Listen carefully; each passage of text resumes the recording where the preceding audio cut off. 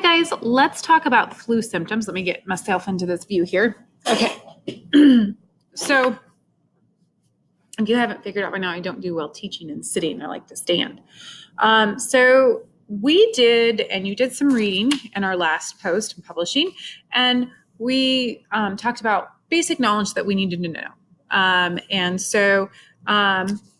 Now I want to go through those symptoms, because remember that when you go to the doctor, one of the first things they ask about is, how are you feeling? Do you feel pain? And one of the ways that you talk to your doctor is you tell them how you're feeling. You tell them if you have a runny nose. You tell them if you have a stomach ache.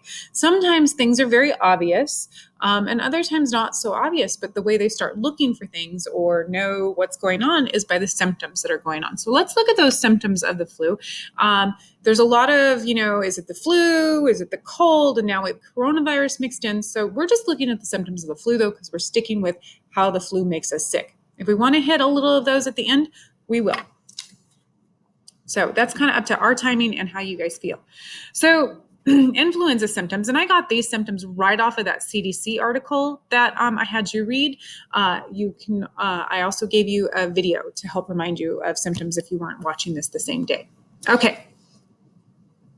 So we have this lovely list of symptoms here, okay? And let me move this up so you can see it all. All right. So again, this is just the list of symptoms that I took from the CDC article. And we have fever, cough, sore throat, runny or stuffy nose, muscle or body aches, headaches, fatigue, meaning tired. And then some people may have vomiting and diarrhea, and this is more common in children, and that's partly because they put a lot of stuff in their mouths. So anyway, so one of the things you always hear is, oh, well, if you don't have a fever, you don't have the flu. Well, you actually can have the flu without having a fever. So it just depends on the severity of your symptoms. The only way really to tell is if you have an actual diagnosis by an actual doctor to tell you that. Now, you can be if you're down for a couple of days, really have no energy, you're achy, you're sore, you're most likely dealing with the flu. A cold, you're going to have easier symptoms. Now, I've had some colds really do a number on me, but wasn't the flu because I didn't have the achy, sore muscles. Those are usually right up here in the eyes, constantly have watery eyes and so on. But the flu normally is more severe than the cold. Now, you can have light symptoms and still have the flu. One of the questions that you guys asked in the driving question board is, can you still get the flu and not show any symptoms? Yes, you can be what's called asymptomatic and not show any of the symptoms at all. So, but we have a fever, cough, sore throat, runny nose, muscle, body aches, headaches, fatigue. So what's missing here with a cold, you normally have some sort of sneezing going on because it's a little lower in the nose. The flu infects a little further back. So sneezing is going to help clear stuff out of your airways as well as coughing. So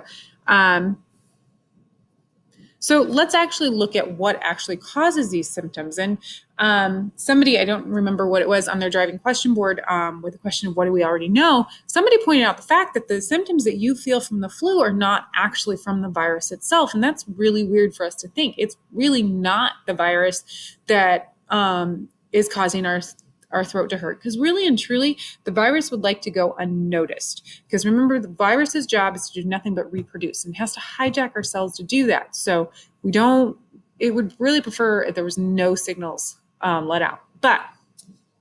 So let's look at this. So what body systems do these symptoms line up with?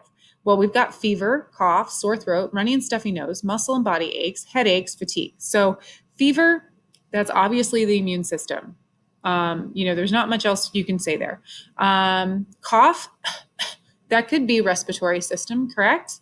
Sore throat, that's in the respiratory system. It's also in the digestive system. Runny and stuffy nose, we're now into the nasal passages, which is all respiratory system. Muscle and body aches. Now we're into the muscular system and maybe even the skeletal system, but those things are going on. Headaches, again, we could have muscular, we could have skin, We could have neurological issues here. Fatigue. This is you're tired. So that could go a lot of different ways. Not really a system, right? And obviously vomiting and diarrhea would be digestive. Okay, so let's actually look at that. So a fever, just to let you know, I have this up there and I didn't even pull it up there. So let's start with a fever, okay? A fever is, in most cases, it's an immune response to try and kill something that has invaded the body. So there's like a little signal that goes on in the hypothalamus of your brain that says, hey, there's something wrong here. There's something in here we don't want. And that will automatically start to raise the body temperature. The way that happens, if you've ever had a fever, you may shake. And that's your body that we want to fire up those muscles. We want to make ourselves warm. So that's going to be one way that we actually warm ourselves. We'll also not allow for thermoregulations to happen when we get to feedback loops. You'll understand that. This can be a very dangerous symptom because this can be very thrown off. And I'm going to say some words here. Don't panic. Fevers are caused by a malfunction in a feedback loop, or they have a positive feedback loop, which means there's not a turn off spot until something is dead. So it just builds and builds on itself, meaning positive. And so these can actually go wrong. Now, low-grade fevers are perfectly harmless. That's your body trying to kill off whatever has tried to invade it. You can see fevers with crazy other things too, but we're just looking at them as far as the idea of trying to kill a pathogen that's invaded our body, and in this case, the influenza virus, okay? Okay, a cough. Now, if you look there, it says immune response. Believe it or not, cough is part of the respiratory system. It uses the lungs up through the trachea and up through the bronchial trachea and up into the mouth.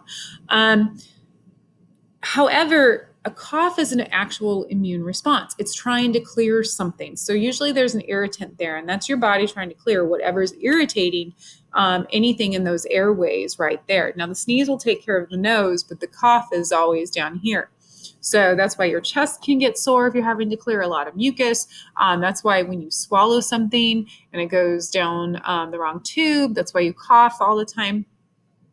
So it is your immune response trying to keep things out of those lungs, or if by chance you do develop mucus or fluid in the lungs, you're going to try and cough it out. So it's actually an immune response. It just uses the muscles of the respiratory system and the pathways of the respiratory system. Okay, next we have sore throat. Again, an immune response. This is an inflammatory reaction. And what happens is the blood vessels in your throat are going to dilate. And that means get bigger. That means it can carry more blood to the area where we might have an infection going on. By carrying more blood, it's going to bring these little friends, our little white blood cells, to help and fight whatever has invaded our cells. So it's cellular response. It's just that increased blood flow. And what that does is it causes swelling. That's why everything gets all red. So that's inflammation. And it's an immune response. Okay. Next, runny nose and congestion. And I know, yeah, okay. This is our body does this, and it releases that gross mucus that we like so much. Not really, I say sarcastically, right? We don't like it when we have mucus coming out of our nose, but it happens. We get a cold or a flu, and but again, this is an immune response. Again, this is a release of mucus trying to clear the lining of any possible pathogen is there. We have already gotten, so what happens is one cell gets infected and it sends out these chemical signals to the cells around it saying, okay, shut down. And sometimes the cell will even go into and actually kill itself off to try and prevent infection elsewhere. But it sends out these signals and it's calling for help for white blood cells and so on and so forth, that there's something wrong here. And white blood cells will come and they will either consume the cell or kill the cell, most likely the infected cell. But so all of these chemicals are sent out. So our body starts releasing mucus because, hey, we have an infection, there could be more, and they're going to try and get rid of this. Now, this can go haywire if you have allergies. You get watery eyes and runny nose. That's because it's taking in the pollen or dust mites or dander or whatever it is you're allergic to and saying, hey, this is toxic to the body. This is a pathogen. We're trying to be invaded, and it's trying to get rid of it. So even though it could be something very harmless, your body will still treat it as a pathogen because your body has proteins on every cell that tells it this is you. So in my cell, it has my proteins that says they're me. In your cells has your proteins that says it's yours. It is only your protein. It is not found in any other person. So that's why when we have organ transplants, you have to take anti-rejection drugs. That's because your body is not going to recognize that new organ as your own. So it's going to try and attack and kill it and treat it like an invader. Okay. Muscle body aches and headaches. And this is caused by proteins that are actually released by white blood cells. It increases the number of white blood cells being made, but unfortunately it causes aches and pains within our muscles and our bones. It's just super active. We're getting a lot of these proteins released. This is just an overreaction. Now, things like there's some autoimmune disorders that you get this where you're not really being infected. It's an overworking of the immune system. But in this case, it's just because our bodies are working really hard and our white blood cells are trying to fight things off. Okay. And last but not least, fatigue. This is caused by a very active immune system. Your immune system, I'm going to see if I can move it over so I'm not sitting in the way there. Your immune system, I'll just move me. How about that? Your immune system is very active and it's doing its best to try and protect you. So all of the energy that your cells are, all of the nutrients and stuff for your cells to make energy is going to the bone marrow and the lymph to make more white blood cells and for the white blood cells to continue a process called cellular respiration and making energy for itself. It takes a lot of work. And just like if you've spent 6 hours in the pool, you'd probably get out starving because you've worked really, really hard. This is why fatigue can last long after an illness, is your body is still trying to recover because maybe we robbed this system of a little nutrient so our immune system can have it. So it may take a little time to build back up. Plus, you're going to be working to repair and all of that stuff after cell loss. So anytime there's illness and injury, there's usually some sort of cell loss. So once again, these are all flu symptoms, and I'll kind of go through them really quick, really fast. So again, we had fever, cough, sore throat, notice no sneezing, runny nose, muscle ache, body ache, headaches, and fatigue. And then we talked about that every one of these is not, it's caused by the virus because the virus invaded our system. However, what's actually causing the problems is our own immune system. So, and that's just a sign of the immune system working. All right, so this goes in your notebook, and I'll talk to you soon.